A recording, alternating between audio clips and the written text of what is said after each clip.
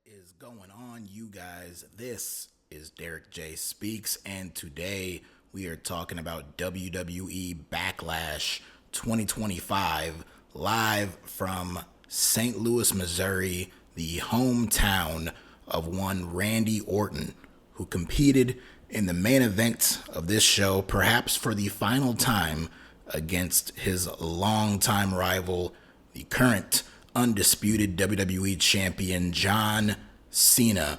And this match is basically what this entire event was built around. Heel John Cena versus babyface Randy Orton in Randy's hometown. And these guys went out there and put on a very, very fun match. It was fun. It got very over the top, very over dramatic, very overbooked, very wild, very crazy, a bit of a cluster, but the crowd was hanging on to every single bit of it. They bit into all the near falls, all the ref bumps. Oh yes, there were plenty. All of the RKOs being dished out to random people, probably over half a dozen. And they didn't like the finish, which saw Cena retaining his championship, in part thanks to R-TRUTH of all people. But Cena is the heel, and Randy's their hometown boy, and they didn't want to see him lose here. But that's exactly what happened. And heading into this match, which I knew was coming, I was expecting it, and I was looking forward to it, mainly for the atmosphere, which did not disappoint. But one thing that I knew is that that bell was going to have to ring, and 2025 John Cena just is not that same guy anymore. This is his last year. This is his final year. He has a couple more matches left in the tank until he calls it a quits by the end of 2025. And if you're going into these matches this year expecting the Cena of old, the Cena of 10 years ago, or the Cena of 5 years ago, or anything like that, that's not at all what you are going to be getting here. And we found that out the hard way at WrestleMania.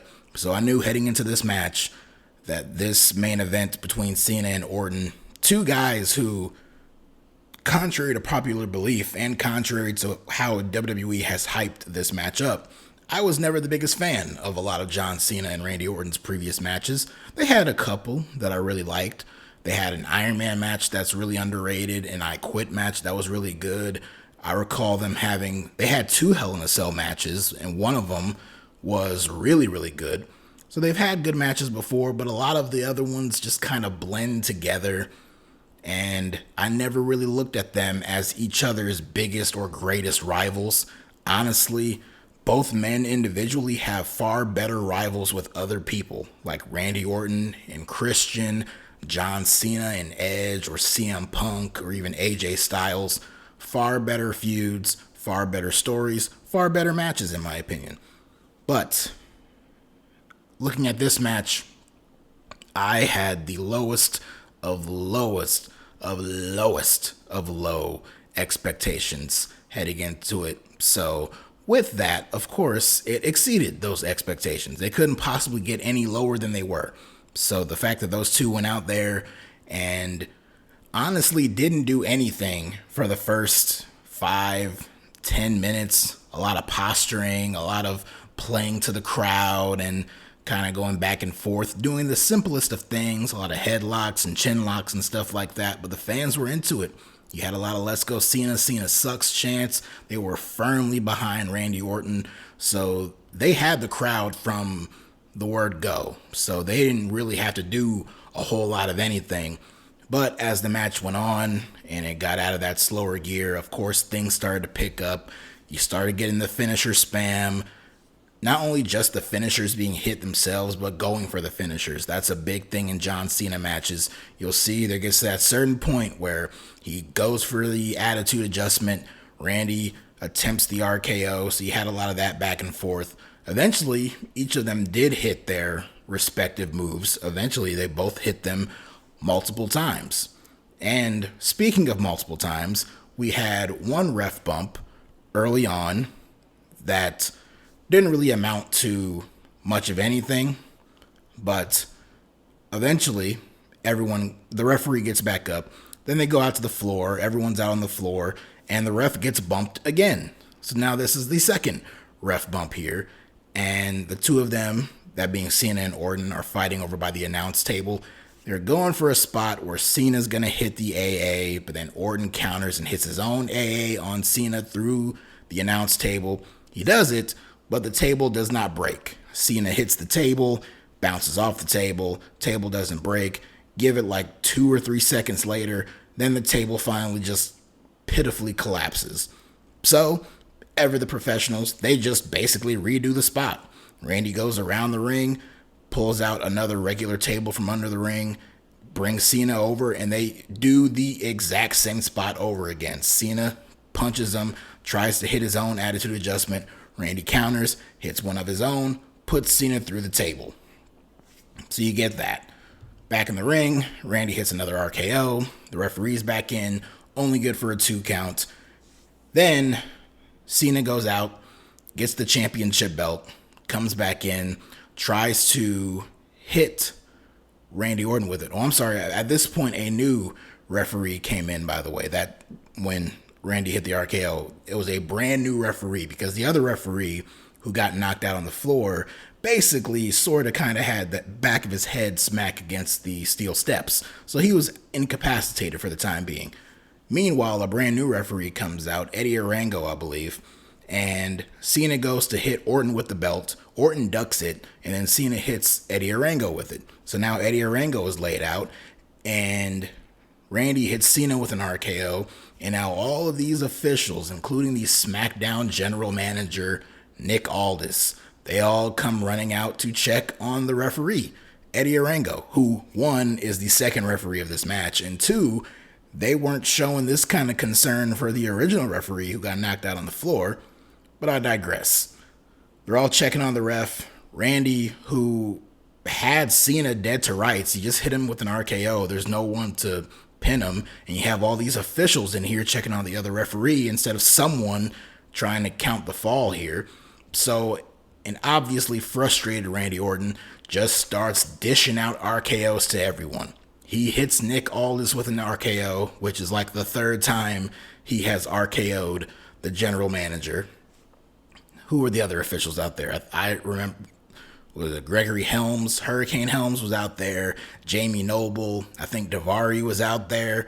So he hit quite a few RKOs here after already hitting Cena with a couple of RKOs. Now he has John Cena laid out. He has him in position, in fact, to hit him with the punt kick. So he rears back, comes charging in, and out of nowhere comes R-TRUTH, Cena's #1 fan. R-TRUTH runs in. He tries to stop Randy from hitting the punt. He halts him right in his tracks, and Randy lays R-TRUTH out with an RKO. And then, with Randy's back turned, leaning over the ropes, Cena comes from behind, hits Orton with a low blow, knocks him out with the championship belt, and the original referee crawls back in and counts the 1, 2, 3, and John Cena is still your WWE champion. The finish, at least in terms of the nut shot and the belt shot, very reminiscent of the WrestleMania ending, which I'm sure was the point. And yes, me going through all of that does not really do it justice to describe how much of an overbooked mess this match turned into down the stretch. With all the RKOs to people, you had 3 ref bumps, 2 different referees, 3 bumps between the 2 of them. You have an R-TRUTH run in, you have low blows, you have tables, some of them collapsing, some of them not breaking. Then you have to think on the fly and bring in another one. But I will say, throughout all of this, the crowd was up for it. And I would not dare compare anything of today's day and age to the Attitude Era, but I will say there was an aspect of this match that felt very Attitude Era-esque, with a lot of the interference and the ref bumps and all that kind of stuff. We saw a lot of that in some of those main events in order to protect the big baby face. I'm sure Stone Cold got screwed over by Triple H and other heels like that back in the day in similar fashion to this. Also very reminiscent of some old Jeff Jarrett NWA TNA main events when he had a stranglehold over the NWA World title in the early days of TNA. You would have these shows with these stacked cards, all these X Division banger matches, and then you get down to the main event with Jeff Jarrett, and it's just constant ref bumps, all this interference. So it reminded me a lot of that, which is not great. But considering what I was expecting out of these two, I knew they needed to pull out some smoke and mirrors. I knew they needed to rely on some gimmicks. And most of all, I knew that the crowd was going to have to be a big part in getting this match over. And they did. And for what I saw, I enjoyed it. I had fun with this match, and I didn't necessarily take too much issue with this. Now, if this is going to be what all of Cena's matches are from here on out throughout the rest of the year, and this heel run and him with the championship, then obviously it's going to get old very quickly. But I can't imagine it's not going to be this. Whether it's Travis Scott, whether it's R-TRUTH, whether it's all of this other stuff, I'm pretty sure most of these matches with Cena as a heel are going to end the same way that this one did here. So if you didn't like this, you're probably not going to like the rest of his run. But then again, a lot of people already have not been a big fan of John Cena's heel run, myself included. I haven't really been the biggest fan of what they've done with Cena or what they haven't done. It's been very lazy, their usage of John Cena whenever he is on TV. It's very pedestrian, very lackluster. Even Cena himself and his promos, there really is not much of a difference between the promos that he cuts now versus the ones that he was cutting 2 months ago when he first cut a heel promo. So a lot of that stuff is still a big issue with this run, and it's issues that are honestly very unlikely to be addressed, and they'll probably just keep doing the same thing because it keeps getting the reaction. The fans cheer for it or boo it, whatever. They give a reaction to it, and that's all they care about. So they're just going to keep doing it because it's going to keep getting a reaction. But as for this show, with this match, with what they did, knowing how low my expectations were, they exceeded them, and I didn't hate what they did here. Speaking of not hating, I didn't hate this show. This show, top to bottom, honestly, was a very good show. And in many ways, certain aspects of this show felt a lot more fun to watch compared to WrestleMania. In fact, I would say that main event with Cena and Orton, I honestly found that match to be way more entertaining to watch versus the Cena Cody match at WrestleMania. That match, the match itself sucked and the finish was worse. This one, at least the match was a little bit fun at certain parts, with Randy going crazy. It was nice having a match where the babyface versus heel Cena actually does get cheered. So that was cool. And the finish here, I mean, to me, it wasn't as bad as the Travis Scott ending at WrestleMania, but I can understand some people looking at, look, it's R-TRUTH of all people. Even though they did kind of build it up very subtly over the past couple of weeks on SmackDown with him showing up backstage and defending Cena and all that. But even still, I thought what they did here, I can understand some people not liking it. I didn't take issue with it. But the show overall, top to bottom, I thought was a very entertaining show. And this main event was not the only kind of overbooked match on this show. We also had one between Gunther and Pat McAfee. A very polarizing match this was. Gunther, the former world champion, one of the most dominant stars in the entire company, going one-on-one with a commentator on a PLE. But the fans loved Pat McAfee and they hated Gunther, and that made for another really fun atmosphere for a match because That combined with Michael Cole on commentary, who was very open about how biased he was, it made for a very fun match to watch here. It went pretty much exactly like I thought it would. Pat McAfee had a few hope spots here. He threw in a couple of good shots here and there, but Gunther was just destroying him. He was toying with him throughout the entire match. He let him get in a few chops and a few slaps, but that was pretty much it. He chopped the shit out of Pat McAfee at different points, was giving him big boots, all that stuff. And again, McAfee had a few hope spots. He was hitting a couple of punt kicks of his own. He even got a few roll-ups on Gunther. And he got an assist from Michael Cole, who just was yelling and screaming at Gunther at different points to just end it already and finish him off. And Gunther was just laughing him off. At one point, Cole got up and he came over to ringside and he was cheering on Pat McAfee. And of course, Gunther tried to get his hands on him, pulled him into the ring, but McAfee took care of that. Cole got back out of the ring on the floor, and at one point he was even helping McAfee try to pull a fast one over Gunther, where Gunther had McAfee up in position for a suplex. Cole was outside the ring on the floor holding on to Gunther's foot, and as McAfee came crashing down onto Gunther, the ref is doing the cover. Cole is holding down Gunther's foot, and for a split second they got me there, but it was just a really close 2 count. I thought that spot was great. But there was only one way that this match could properly end, and that was with Gunther locking in the sleeper on Pat McAfee and knocking him out. And that's exactly what he did. He locked him in the sleeper. Pat was trying to fight out of it, but in the end, it was just too much for him, and he went to sleep, and Gunther got the win. That was the finish that I had to expect. It was nothing shocking about it. What honestly shocked me was the post-match, where Gunther basically showed Pat McAfee a little bit of respect. McAfee got back to his feet. He was helped up by Cole. He went face to face with Gunther, and he was still standing.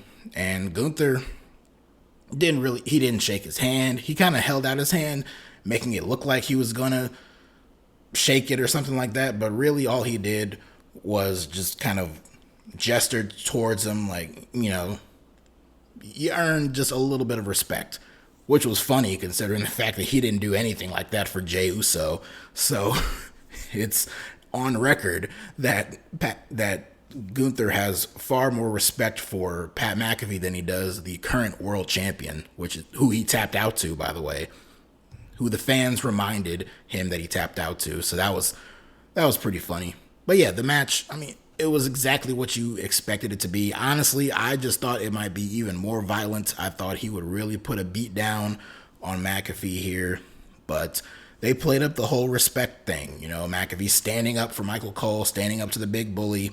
He gives him his best. He gets his ass kicked, but he earned the bully's respect. Where does Gunther go from here? Not sure. I know that old Goldberg name is floating out there. I'm not expecting that until Night of Champions in Saudi, which they announced on this show, June 28th. Night of Champions is going to be in Saudi Arabia. Could be there. They could hold off until SummerSlam. I know a lot of people aren't looking forward to that. I fully expect it to happen, though, so just get ready for it. Also on this show, we opened up in a huge way. Honestly, the 2 opening matches were probably the 2 best matches of the entire night, but the other 3 weren't bad. They were good in their own respective ways, but just technically, in-ring wise, the opening 2 matches were the best matches of the night, including the opening match, which probably, from that perspective, was the best match of the night, which was the 4-way for the United States Championship. Jacob Fatu defending against Damian Priest, Drew McIntyre, and LA Knight. This was fun. This was a fun way to open the show. A very good brawl between all 4 men. All 4 men had a chance to shine throughout different parts of this match, and they all meshed very well together. And the feud between McIntyre and Priest very clearly not over, because as McIntyre laid out LA Knight with a Claymore kick at one point. He went for the cover, but the referee was pulled out by Damian Priest. So Priest once again screws over McIntyre, and the two of them brawled into the crowd, led to them being near the, not directly by the pre-show, post-show panel, but close to it. They were near an equipment crate, and Priest hit a South of Heaven chokeslam off the crate down through a table. So both men were taken out, and that left back in the ring Knight and Fatu. And when Fatu was laid out on an announce table, Knight got in the ring preparing to hit some kind of dive or something like that, but Solo Sikoa comes out of nowhere and he pulls Fatu out of harm's way. Knight is looking very pissed off when out of nowhere some very large gentleman in the crowd decks him right in the face, and it's revealed to be Jeff Cobb, who has long been rumored to be making his debut in WWE, and he made his debut right here alongside Solo Sikoa. He put a beat down on LA Knight. Fatu recovered, and he looked very perplexed at the sight of Jacob Fatu being here, or Jeff Cobb, I should say. But he got back in the ring, he hit his hip attack, hit a moonsault, and got the win. And he walked right past Solo and Jeff Cobb as he left the ring. So some further developments in this, I hesitate to even call it bloodline. I mean, I'm sure that's what people are still calling it. To me, the bloodline is over. But so long as you have Samoans linked up in some kind of group setting, it's going to be called the bloodline. I really wish we could just collectively stop calling it that, but that's basically how people are going to look at it. I don't even want to dig into whether Jeff Cobb is Samoan or part Samoan or partially Samoan. I don't care. This should be good. And honestly, looking at this, I know the buildup is going to be towards Solo versus Jacob, but honestly, I'm way more interested in Jacob versus Jeff Cobb. And I don't mean any disrespect towards Solo Sikoa. He is a very entertaining character, far more entertaining nowadays compared to when he first started out on the main roster, and even over a year ago when he first took over that bloodline stuff. He is a far more dynamic, entertaining character to follow nowadays. But even still, I am way more, just as a matchup, I'm looking forward to the eventual Jacob Fatu, Jeff Cobb match, more so than the eventual Jacob Fatu, Solo Sikoa match. We had the Women's Intercontinental Championship on the line. Lyra Valkyria defending against Becky Lynch. This was another really good match on the show. It started out a little bit slow, but it built up very nicely, and it was really cool to see the fans get more and more behind Lyra as the match was going on. You had her kicking out of some big moves. Becky was hitting the manhandle slam a couple of times, and Lyra kicked out of them, and the fans bit on it. They were cheering for her. They were behind her. Becky was getting some serious boos at different points of this match, especially down the stretch. So if the goal of this match was to make Lyra come off as more of a sympathetic babyface and Becky as the clear, defined heel, then I think, at least on this night, mission was accomplished. Even with the finish, which was a fluke win for Lyra. She got a flash fluke roll-up pin over Becky and retained her championship. But she was favoring her nose, almost like she possibly broke it. That's what Michael Cole was speculating on commentary. So, possible broken nose here. She gets the roll up, gets the win, and Becky immediately attacks her and locks her in the disarm her. A bunch of officials run out to pull her off of Lyra. Lyra's still the champion, but just barely. So this will definitely set up a rematch. I know she technically beat Becky clean, but it was a fluke, and Becky will argue that this was a fluke win, and Lyra, being too proud for her own good, I'm sure will indulge Becky in a rematch, and I'm fairly positive that Becky's going to get that championship very soon, and I fully expected it to happen on this show. I was pleasantly surprised that it did not happen. Looking at this card and the outcomes, it made sense that at least one babyface had to get a win on this show. And even then, it's not like the babyface stood tall in the end. She still got her ass kicked. She eventually walked out on her own power, but still. But a babyface had to win at some point on this show, given all the other matches. And I know the fans go crazy for Jacob Fatu, but technically he is still a heel. And then all the other heels won too. But I do expect Becky to get that belt eventually. And speaking of heels winning, Dominic Mysterio, he retained his Intercontinental Championship over Penta. This was probably the weakest match on the show, but it wasn't a bad match. It would have fit perfectly on TV. In fact, the two of them just had a TV match a couple of weeks ago. That was the post-Mania Raw show that they had a one-on-one match. There really wasn't much difference between this match and that one. So that one was fine. This one was just as fine. Also had some interference from the Judgment Day, including at one point Finn Balor basically interfering, but doing so in a way to intentionally get caught. So that's still playing up the internal struggle between Balor and the rest of his Judgment Day brethren, including the dissension between him and Dom, which I'm sure will continue to break down, probably leading all the way into a SummerSlam match, possibly. And Penta, despite him overcoming this interference from the Judgment Day, he did get screwed over in the end by El Grande Americano. We saw Penta cross paths with Chad Gable over the past couple of weeks. Chad Gable tried to screw over Penta in a match on Raw the previous week, but it did not work. So I pretty much figured that Penta was going to lose this match due to interference from El Grande Americano, a completely different individual, by the way. And that's exactly what happened. It led to Dom retaining his championship. Penta will get that belt at some point, but just not now. And with the El Grande interference and the history that he's had with Rey Fenix, could we see the Lucha Bros team up? Probably in time for that Worlds Collide show on June 7th, the same night as Money in the Bank. Possibly, potentially. We'll have to wait and see. But, yeah, that was that match, and that was the show. Start to finish, not a bad show. There's been better, but there have definitely been far worse. And like I said, those opening two matches, really good stuff. Dom and Penta was pretty good. It was a bit of a come down, but it was okay. Gunther and McAfee was exactly what it needed to be, and I enjoyed it for what it was.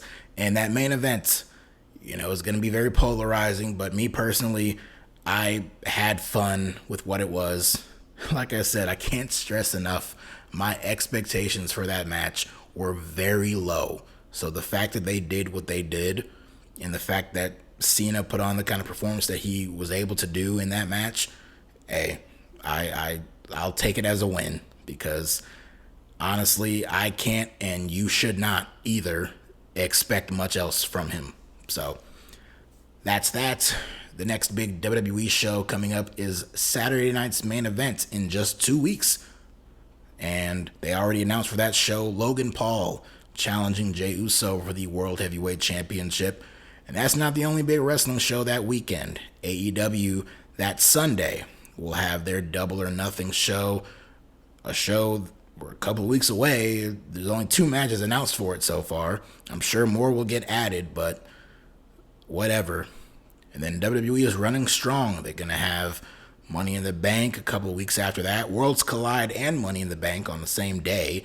And then at the end of June, they're going to have Night of Champions in Saudi Arabia. They're going to have, AEW is going to do All in July. And then I think that same night, there's going to be another Saturday night's main event show. A lot of content coming up. And it'll be difficult to follow it all, but I'm sure we'll manage. But that is it for me. You know the drill. If you like what you see, like what you heard, like, subscribe, all that good stuff. And follow me on Twitter /X at DerekJ Speaks. Till next time, take care.